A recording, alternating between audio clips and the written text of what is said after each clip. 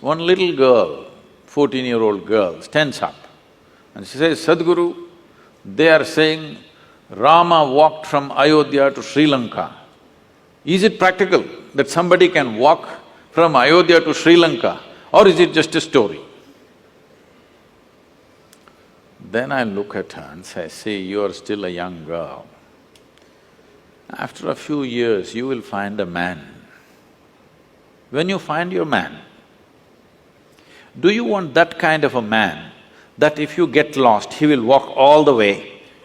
Or he will think this is not practical and find a practical solution in his neighborhood? What kind of a man do you want? Well, even the little girl knows what kind of a man she wants. Now, why this question I'm bringing this up is, I want you to listen to this carefully, not reacting all the bhaktas. Rama's life is a disaster, a continuous disaster.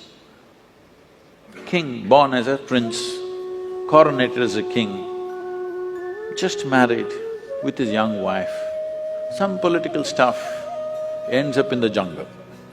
Living in the jungle, some television show may be showing it as some kind of a romantic affair, okay? Living in the jungle is not a romantic affair, believe me.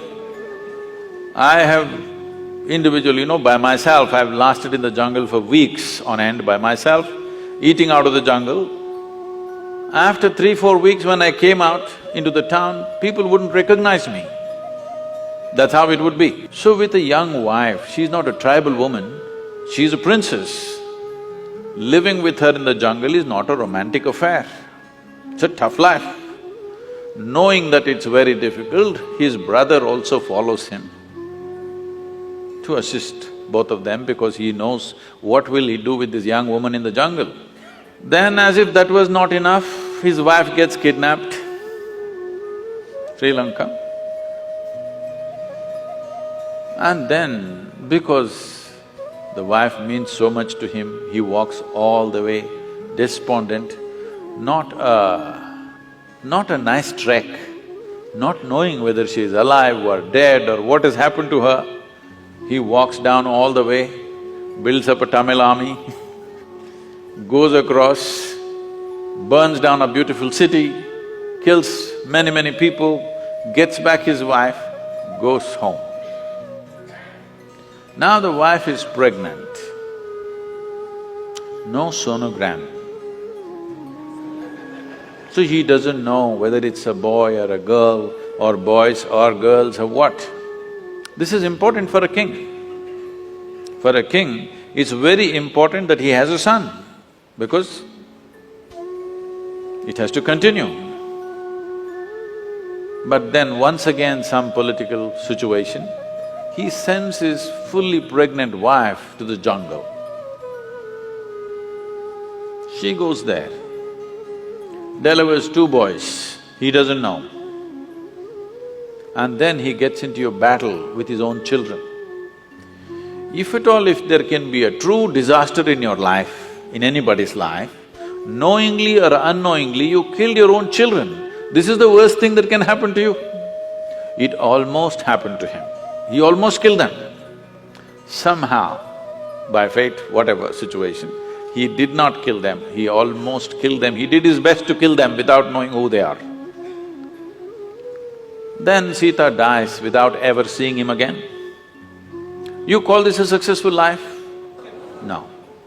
But we worship him. Why do you worship a failure like this?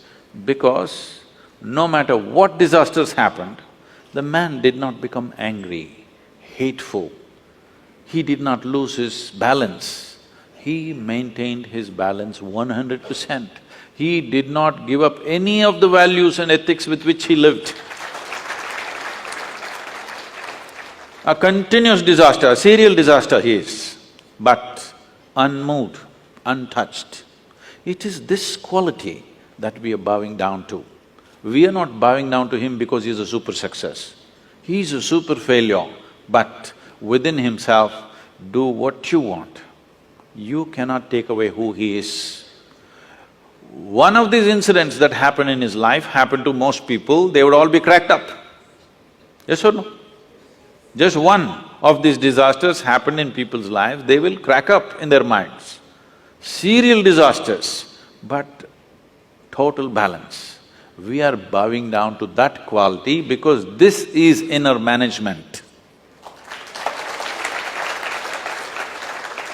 If you go out to do things in the world, you cannot control what the world will throw at you. But what you make out of it is 100% yours.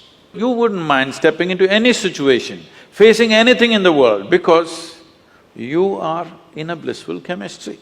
Rama is in a peaceful chemistry. No matter how many troubles you throw at him,